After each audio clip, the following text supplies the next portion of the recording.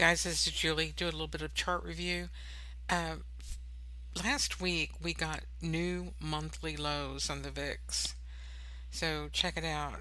The monthly one broke on the daily bar and went to the monthly one on the 30-minute bar. So I wanted to show you how this works between the time frames. I keep talking that we can put multiple time series on the chart. And that's what I have done here. I have got a 30-minute chart with 500 days and a daily bar with 3,000. And this is the 1 month one. So here's the monthly contract 1, 2, 3. I put the two a little bit thicker.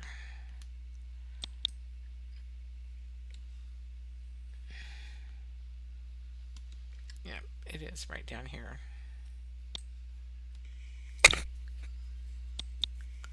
So this monthly two confluences with the 30-day, excuse me, the monthly three on the 30-minute time frame.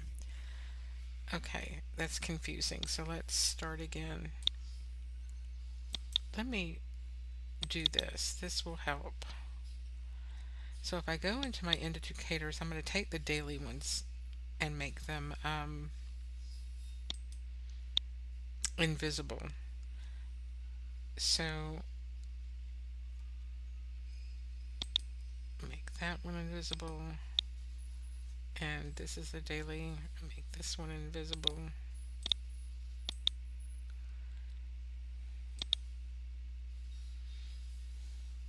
Okay. So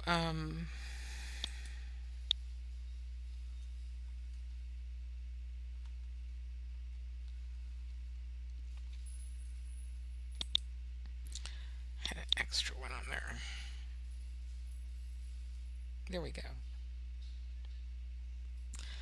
Looks like something else too. This could be the weekly. Yep. Okay. All right. So this weekly one broke and served as resistance, but the monthly one, you had that big bear bar going through it with the volatility.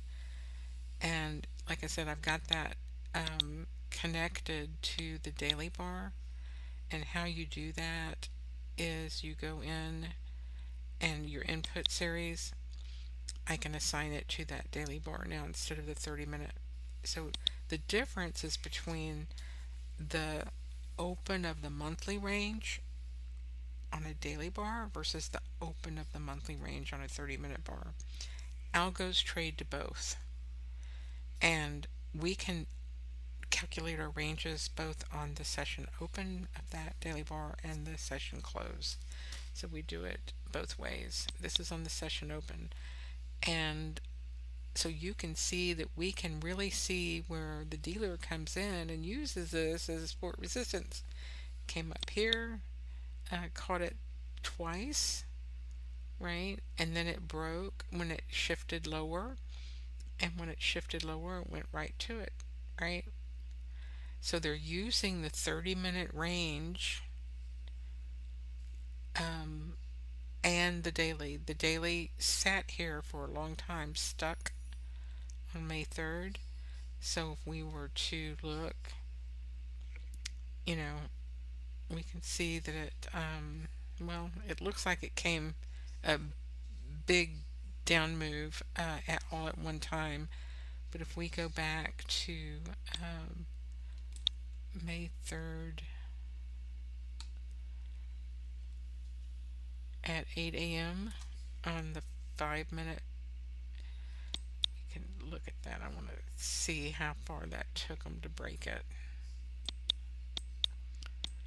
I'm curious. Alright, put this on.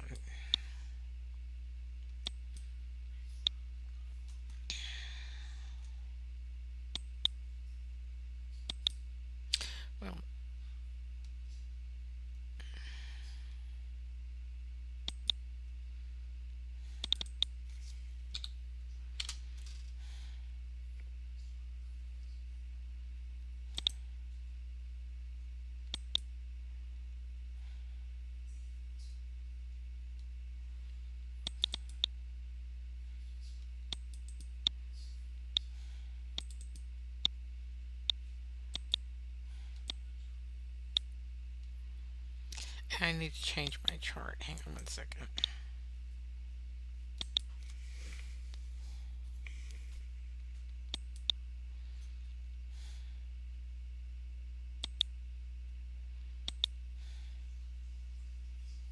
There we go. So here we go. So it was this daily one, and there was this huge bear bar. It went all the way through the one and the two, came back, tested that one, and then rolled over. And this huge, push at the end of the day to get up to those weekly levels on the ES on this monthly. So they kept it up high going into the end of the week, right at 5150, which was the means going in for next week's contract, um, Monday through Friday and end of month. We'll take a look at that in just a second. So we're at the monthly lows on this VIX, broke through the monthly lows. And you know what they say about buy the dip, sell the rip? Look how it went right here to this monthly one.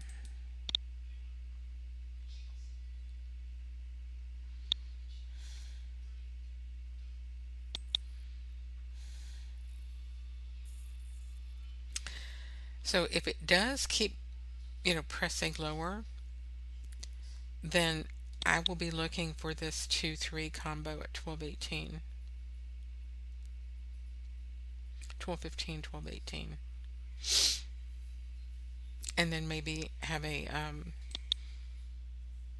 long put at 1065. That's 1069. So 1050, 1060, 70, something like that. So there would be your put spread for your volatility, 1050 to 1215, something like that for your VIX. And if that is the case, then, you know, we want to see the volatility continuing to crush. Anytime it will go out, then we're going to be range expanding. And let's take a look real quick to see how that works on the volatility real quick. Let me load the PT2 3 lines. All right.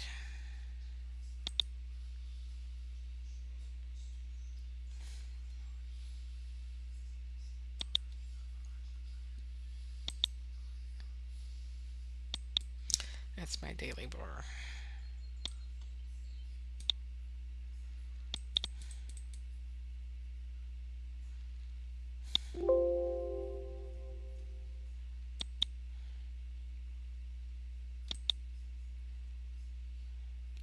Guess that's the one line. Got the wrong one. Hang on.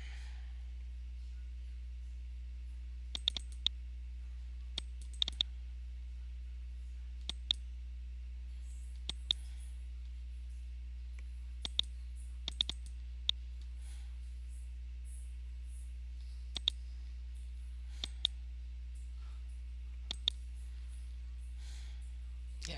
Okay. So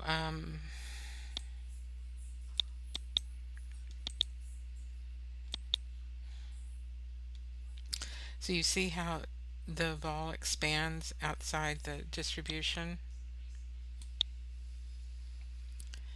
That's when you can get these, oops,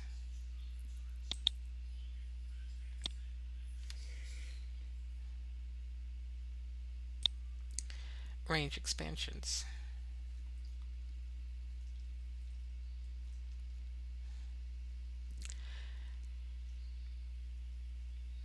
So we would like to see some upside vol anytime, but this is not looking good. We're below the monthly ones. So either that's going to be bought really quick or it's going to keep going. I think that even though we're at historic monthly lows, that it could turn quicker than you might think. Um, First, like I said, we're at the monthly one right here. And so if this continues pressing to the upside, taking this trend line break, then you're going to expect the Fed dropping sooner, maybe July. That would be a signal for that. If we do get the down move here to flush out those lows again, I think my thesis is really running more to the downside than the upside because the puts are over the calls 3-1 on Monday, 3-1, and then 2-1 on Friday. Right here, just 86,000 to 235 and 78,000 to 401. So quite heavily put skewed, which may show that that is more of a buy the dip on the vol going into May, the rest of May, and plus OPEX next week and the PPI CPI after that. So with expiration the following week. So got a little bit put call heavy skewed, and we'll be talking more about a few of the inter level option levels on Monday, but because we're at that weekly resistance so nicely at the monthly resistance, weekly, monthly together, and they both held, might put myself more in favor of the bears going into next week. If we do get that continued downward VIX push, then I'll be looking for the 1277 and 1218, 1208, 1069 to the down to the lowest level. So I hope that helps you get ready for next week, and be sure to check out my live stream on Monday. Thank you so much. I'll have a great day.